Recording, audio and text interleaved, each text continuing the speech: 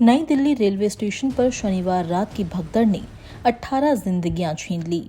कई लोग घायल हुए और कई अब भी लापता हैं। हादसे के बाद अपनों को तलाशने की पीड़ा सबसे ज्यादा उन परिवारों के चेहरे पर दिखी जो रेलवे परिसर और अस्पतालों के चक्कर लगाने को मजबूर हैं। कुंभ में शामिल होने निकले कई श्रद्धालु भीड़ में कहीं खो गए। कुछ का मोबाइल बंद है और कुछ के बारे में कोई जानकारी तक नहीं मिल रही। अस्पताल के बाहर परिजन उनकी तलाश में दिन भर भटकते रहे। पीड़ितों का कहना है कि ना पुलिस वाले, ना ही रेलवे वाले और ना ही अस्पताल वाले उनकी मदद कर रहे हैं। कुछ भी पूछते हैं तो उन्हें जानकारी देने के बजाय वहां से भगा देते हैं। आंखों में आंसू लिए उनका कहना है कि अब जाएं भी तो कहाँ। स्टेशन जाने पर अस्पताल जाने को कहा जाता है। एलन अस्पताल पहुंचते हैं तो कोई आरएमएल तो कोई लेडी हार्डिंग अस्पताल जाने को कहता है। दिन भर भटकने के बाद भी कुछ जानकारी नहीं मिल सकी।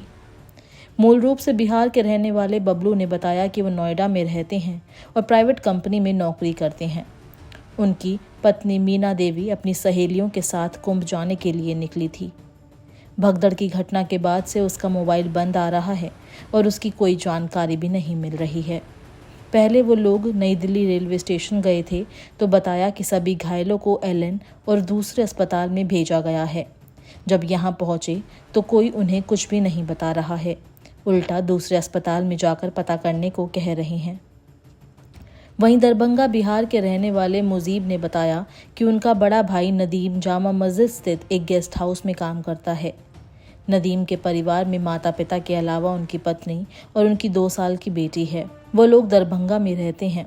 नदीम शनिवार को रात 8 बजे दरभंगा जाने के लिए नई दिल्ली रेलवे स्टेशन पर आया था। वो 3 महीने पहले ही दिल्ली नौकरी के लिए आया था। शनिवार को वो परिवार वालों से मिलने के लिए गांव जा रहा था। मुजीब ने बताया कि रविवार सुबह उन्हें भगदड़ के बारे में पता चला। उनका भाई गांव नहीं पहुंचा। उनका कुछ भी पता नहीं चल पा रहा है। अपने भाई की तलाश में वो एक अस्पताल से दूसरे अस्पताल में भटक रहे हैं। वहीं पहला पुश्ता खजूरी खास की रहने वाली सुमिता देवी भी लापता की लिस्ट में शामिल है। सुमिता देवी के देवर श्याम कुमार ने बताया कि वो अपनी भाभी और भाई के साथ पहला पुश्ता खजूरी में रहते हैं। उनके भाई प्राइवेट नौकरी करते हैं। मूल रूप से वो सीतामढ़ी बिहार के रहने वाले हैं। शनिवार रात उनकी भाभी ग्रुप में प्रयागराज जा रही थी, लेकिन वो लापता है। उनका ना तो मृतक की सूची में नाम है और ना ही घायलों की सूची में नाम शामिल है।